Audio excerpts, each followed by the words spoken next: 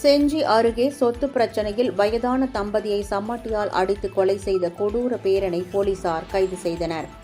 விழுப்புரம் மாவட்டம் செஞ்சியை அடுத்த திருவம்பட்டு கிராமத்தில் முன்னாள் ராணுவ வீரர் மரியதாஸ், அவரது மனைவி செலின் மேரி ஆகியோர் தனியாக வசித்து வந்தனர்.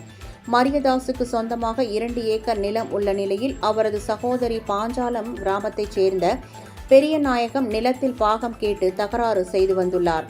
இந்நிலையில் பெரியநாயகத்தின் பேரன் அபிஷேக் ஆவின்ராஜ் திருவம்பட்டு கிராமத்திற்கு வந்து மரியதாஸ் மற்றும் அவரது மனைவியிடம் சொத்து கேட்டு தகராறு செய்துள்ளார். ஒரு கட்டத்தில் வாக்குவாதம் முற்றியதால் ஆத்திரமடைந்த அபிஷேக் ஆவின்ராஜ் அங்கிருந்த சம்மட்டியை எடுத்து முதியவர்களை தாக்கினார். இதில் படுகாயமடைந்த மரியதாஸ், அவரது மனைவி செலின் மேரி ஆகியோர் சம்பவ இடத்திலேயே உயிரிழந்தனர். அலறல் சத்தம் கேட்டு ஓடி வந்த அப்பகுதி பொதுமக்கள் தப்பி ஓட முயன்ற அபிஷேக் ஆவின்ராஜை பிடித்து செஞ்சி போலீசாரிடம் ஒப்படைத்தனர். இதுகுறித்து போலீசார் வழக்கு பதிவு செய்து அபிஷேக் ஆவின்ராஜை கைது செய்தனர்.